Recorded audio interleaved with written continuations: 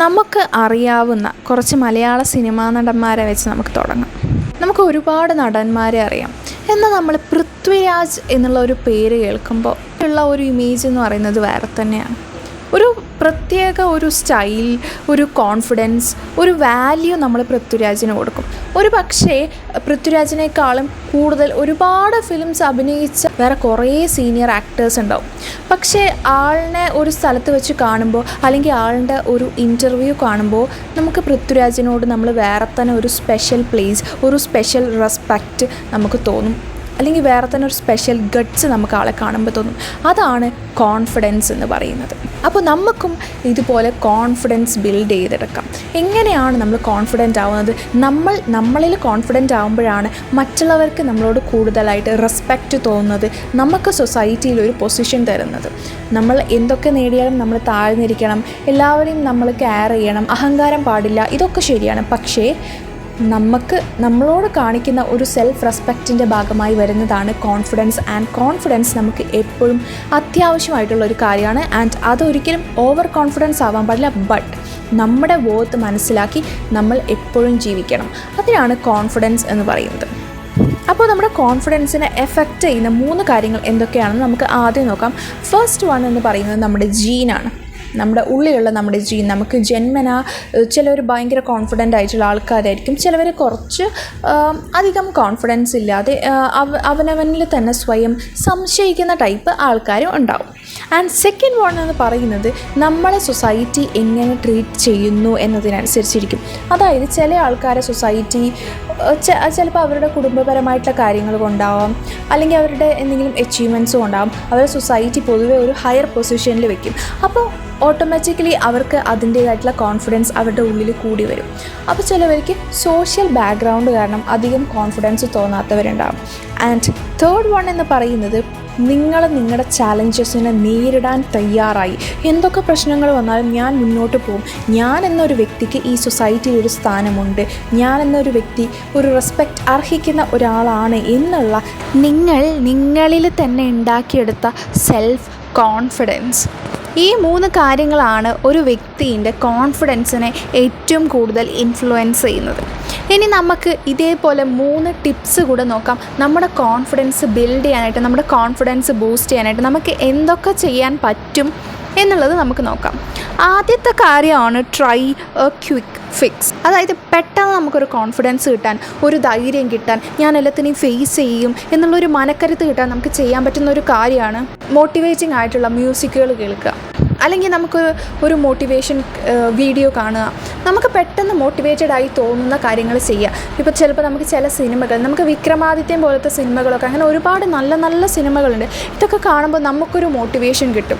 And ഈ ഒരു motivation കിട്ടിയാൽ എനിക്ക് പറ്റും എന്നുള്ളൊരു ചിന്ത വന്നാൽ തന്നെ നമ്മുടെ ഉള്ളിൽ ആ ഒരു കോൺഫിഡൻസ് ബിൽഡ് ചെയ്യും. അതുപോലെ നമുക്ക് ചെയ്യാൻ പറ്റുന്ന ക്വിക്ക് ഫിക്സ് ചെയ്യാൻ പറ്റുന്ന ഒരു കാര്യമാണ് നമ്മുടെ പോസ്ചർ. നമ്മളൊന്ന് സ്ട്രെയിറ്റ് ആയി നിൽക്കുക. നമ്മൾ എപ്പോഴും എങ്ങോട്ട് പോവുകയാണെങ്കിലും ആരോട് സംസാരിക്കുകയാണെങ്കിലും നമ്മുടെ ഫേസ് എപ്പോഴും സ്ട്രെയിറ്റ് ആയിരിക്കണം. നമ്മൾ ആരോടാണ് സംസാരിക്കുന്നത് അവരുടെ കണ്ണിൽ നോക്കി സംസാരിക്കുക. ആൻഡ് നമ്മുടെ ഷോൾഡേഴ്സ് സ്ട്രെയിറ്റ് ആയി വയ്ക്കുക. സംസാരിക്കുന്ന ആളോട് ഒരു ചെറിയ രീതിയിലുള്ള ചിരിയും ആവാം. ഇത് നമ്മുടെ കോൺഫിഡൻസിനെ ഭയങ്കരമായിട്ട് കാണിക്കുന്നൊരു കാര്യമാണ്. നമ്മളെപ്പോഴും തല താഴോട്ട് നോക്കിയിരിക്കുക, സംസാരിക്കുന്ന ആളുടെ കണ്ണിൽ നോക്കാതിരിക്കുക, നമ്മുടെ പോസ്ചർ, നമ്മുടെ ഷോൾഡേഴ്സിൻ്റെ പൊസിഷൻ കറക്റ്റ് അല്ലാതിരിക്കുക. ഇതൊക്കെ ലാക്ക് ഓഫ് കോൺഫിഡൻസിനെയാണ് കാണിക്കുന്നത്. രണ്ടാമത്തതും വളരെ ഇമ്പോർട്ടൻ്റ് ആയിട്ടുള്ള ഒരു കാര്യമാണ് ബിലീവ് ഇൻ യുവർ എബിലിറ്റി. നിങ്ങളുടെ കഴിവിൽ വിശ്വസിക്കുക. നിങ്ങൾക്ക് എന്തൊക്കെ കഴിവുണ്ട്, നിങ്ങൾക്ക് എന്തൊക്കെ ചെയ്യാൻ പറ്റുമെന്ന് നിങ്ങൾക്ക് മാത്രമാണ് അറിയാവുന്നത്. ആൻഡ് ഈ ഒരു സമയത്ത് നമുക്ക് ചിലപ്പോൾ തോൽവി ഉണ്ടായിരിക്കാം, അല്ലെങ്കിൽ ഈ ഒരു സെക്കൻഡിൽ നമ്മൾ വിചാരിച്ച ലക്ഷ്യത്തിലേക്ക് നമ്മൾ എത്തിയെന്ന് വരില്ല. എന്ന് വെച്ച് നമ്മളൊരു തോൽവിയാണ്, നമ്മളെ കൊണ്ടൊന്നും പറ്റില്ല എന്ന് വിചാരിച്ചാൽ നമുക്ക് ഉറപ്പായിട്ടും കോൺഫിഡൻസ് ഉണ്ടാകില്ല. അതിന് പകരം നിങ്ങൾ തന്നെ വിശ്വസിക്കുക, ഉറച്ച് വിശ്വസിക്കുക. ഞാനൊരു നല്ല വ്യക്തിയാണ്, എനിക്ക് കഴിവുകളുണ്ട്, ഞാൻ പല കാര്യങ്ങളും ചെയ്യുന്നുണ്ട്, ഞാൻ റെസ്പെക്റ്റ് അർഹിക്കുന്ന ഒരാളാണ് എന്നുള്ള വിശ്വാസം നിങ്ങൾക്കുണ്ടായാൽ മാത്രമേ മറ്റുള്ളവർക്കും അതേ വിശ്വാസം നിങ്ങളിൽ ഉണ്ടാവുള്ളൂ. അപ്പോഴാണ് ആ ഒരു കോൺഫിഡൻസ് അവിടെ ബിൽഡ് ചെയ്യുന്നത്. ഇതിന് നമുക്ക് വേണ്ടത് ഒരു ഗ്രോത്ത് മൈൻഡ് സെറ്റാണ്. നമ്മൾ വിജയത്തിലേക്ക് എത്തിയില്ലെങ്കിൽ നമ്മൾ ഓരോ ദിവസവും നമ്മൾ ഗ്രോ ചെയ്തുകൊണ്ടേയിരിക്കണം, നമ്മൾ സ്വയം ഡെവലപ്പ് ചെയ്തുകൊണ്ടേയിരിക്കണം. അപ്പോൾ നമുക്ക് നമ്മളിൽ തന്നെ ഒരു വിശ്വാസം വരും. അപ്പോഴാണ് നമുക്ക് നമ്മളിൽ തന്നെ ഒരു കോൺഫിഡൻസ് തോന്നുന്നത്. അത് നമ്മുടെ ഫിസിക്കലായിട്ടുള്ള അപ്പിയറൻസിനും എഫക്റ്റ് ചെയ്യും, നമ്മൾ മറ്റുള്ളവരോടുള്ള പെരുമാറ്റത്തിനും എഫക്റ്റ് ചെയ്യും, നമ്മളെ മൊത്തത്തിൽ അങ്ങ് മാറ്റിമറിക്കും.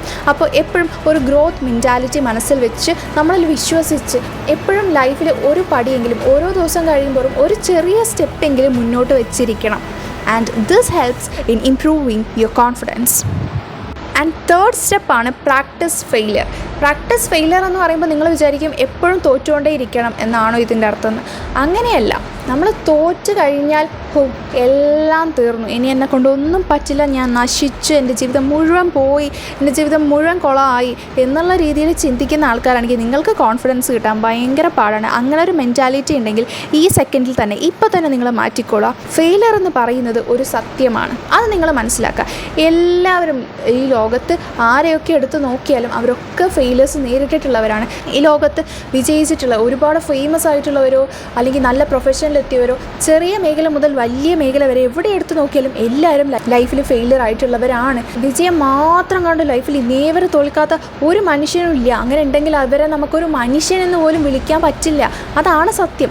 എല്ലാവരും തോറ്റു തന്നെയാണ് ജയിക്കുന്നത്. അപ്പോൾ ഫെയിലിയർ എന്ന് പറയുന്നത് ലൈഫിൻ്റെ ഒരു ഭാഗമാണ്. പക്ഷേ ആ ഫെയിലിയർ യഥാർത്ഥത്തിൽ ഒരു തോൽവിയല്ല.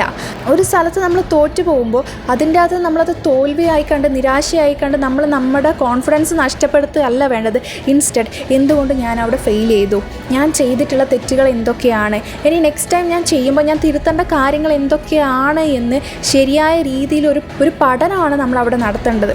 ആൻഡ് നമ്മുടെ തെറ്റിൽ നിന്നും ഇത്തരത്തിലുള്ള കാര്യങ്ങൾ ഒബ്സർവ് ചെയ്ത് മനസ്സിലാക്കി നെക്സ്റ്റ് ടൈം ചെയ്യുമ്പോൾ ഈ തെറ്റുകൾ നമ്മൾ വരുത്താതിരുന്നാൽ അപ്പോൾ നമുക്ക് മനസ്സിലാവും നമ്മൾ അന്ന് നേരിട്ടത് ഒരു ഫെയിലിയറിനല്ല, നമുക്കതൊരു ലെസൺ ആയിരുന്നു. എനിക്കതിൽ നിന്ന് ഒരുപാട് കാര്യങ്ങൾ പഠിക്കാൻ പറ്റി. അതൊരു ഫെയിലിയർ ആയിരുന്നില്ല, എൻ്റെ ലൈഫിൻ്റെ ഒരു ഭാഗമായിരുന്നു, എൻ്റെ സക്സസ്സിലേക്കുള്ള ഒരു പാത്തായിരുന്നു അത്. ആ ഒരു സക്സസ്സിലേക്കുള്ള പാതയിലെ ഒരു ചെറിയൊരു പോയിൻ്റ് മാത്രമായിരുന്നു അത്. ആൻഡ് അതെന്നെ സക്സസ്സിലേക്ക് എത്തിക്കാൻ ഒരുപാട് ഹെൽപ്പ് ചെയ്യുന്നുണ്ട് എന്ന് അപ്പോൾ നമുക്ക് മനസ്സിലാവും. ഇത് ഫെയിലിയറിൽ നിന്നും അവരുടെ മിസ്റ്റേക്സ് മനസ്സിലാക്കുന്നവരാണ്. അങ്ങനെയുള്ളവർക്ക് എപ്പോഴും കോൺഫിഡൻസ് ഉണ്ടാവും. അവരൊരു തവണ തോറ്റുപോയി എന്ന് വെച്ചാൽ അവരുടെ കോൺഫിഡൻസ് നഷ്ടപ്പെടുന്നില്ല. അവർ എല്ലാവരുടെ മുന്നിലും തലകുനിച്ച് നടക്കും, എന്നെ കൊണ്ടൊന്നും പറ്റില്ല എന്നുള്ള രീതിയിലേക്ക് മാറുന്നുമില്ല. അവർക്ക് എപ്പോഴും അവരുടെ ഉള്ളിൽ കോൺഫിഡൻസ് ഉണ്ടാവും. ഇന്നല്ലെങ്കിൽ നാളെ ഞാൻ അവിടെ എത്തുമെന്ന് അവർക്കറിയാം.